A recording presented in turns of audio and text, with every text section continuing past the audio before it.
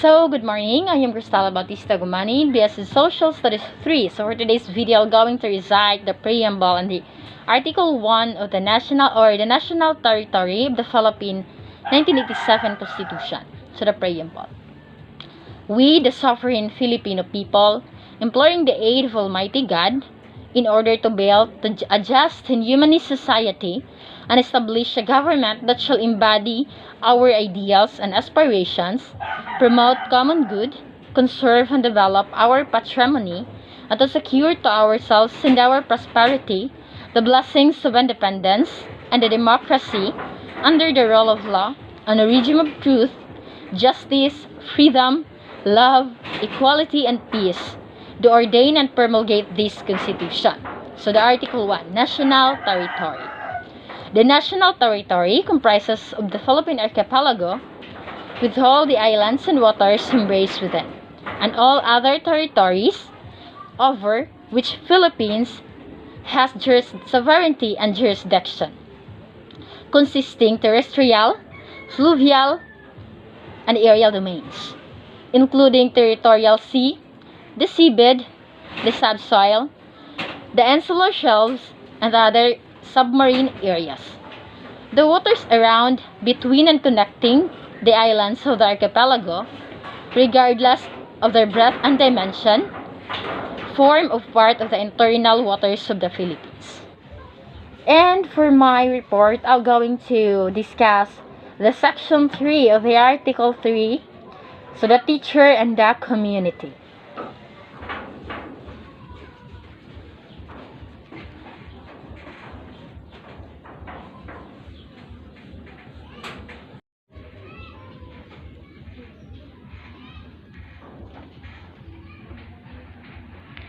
So in the Section 3, the teacher shall merit reasonable social recognition, for which purpose he shall behave with honor and dignity at all times, and refrain from such activities such as gambling, smoking, drunkenness, and other excesses, much less illicit relations.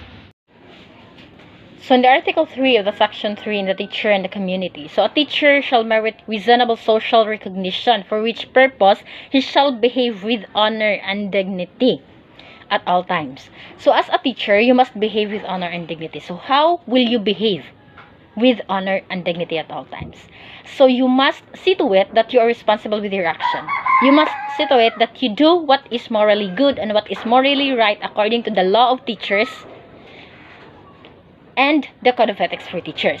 So you must refrain in doing gambling, involving yourself in the gambling activities, or even managing gambling businesses. You are not allowed to do such a thing, because you are a role model of your community. You are the idol of your students.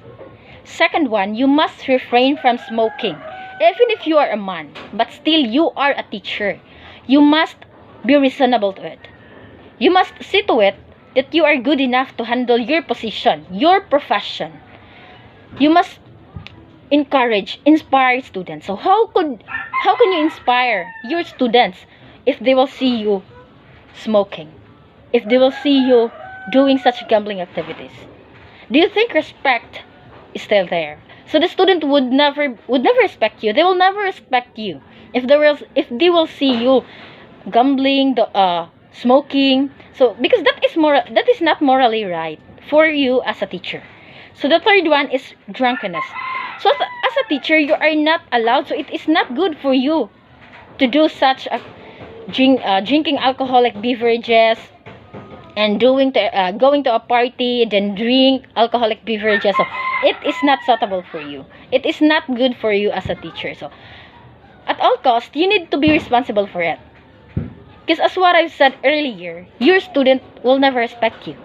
And also the people in the community will never respect you, will never see you as a professional teacher. So your dignity must be listened by that. They cannot say that you behave with your honor and dignity because you do such activities, smoking, gambling, drunkenness. And that is not morally right for you as a professional teacher. You are the idol of your students. They must see you as a desirable man or woman. And then the other one, a teacher must not elicit relations. Especially, so these relations, what kind of relation is that? So, it is referring to the relations which is not suitable by the law or not morally right. First one, you are not allowed to have a relationship with a man or woman who are already married or who are already in a relationship. That is totally forbidden for you as a teacher. Then the second one, you are not allowed to indulge relationship with your students because it is immoral. It is not morally right. So, if your student will observe you having an affair with your students or their classmates, their co-students, let us say, they will never respect you. They will never see you as their teacher who behave in a right way. They will just look unto you as an ordinary person. A person who are most likely like those students who are doing such bad deeds. So even if you're a teacher, you are not having an authority to do such a thing. So we must be responsible. All teachers must be responsible. In this section, it is well stated what is right, what should a teacher not do. Because in the community, we are seen as a role model, or a people look up unto us. A teacher is dignified. So you must be responsible for it. Because nowadays, if a people will see you doing even a small thing, even if you're just carrying a bottle of wine, they will not see you. Imagine what will be your reaction. Okay, I will ask you the same question.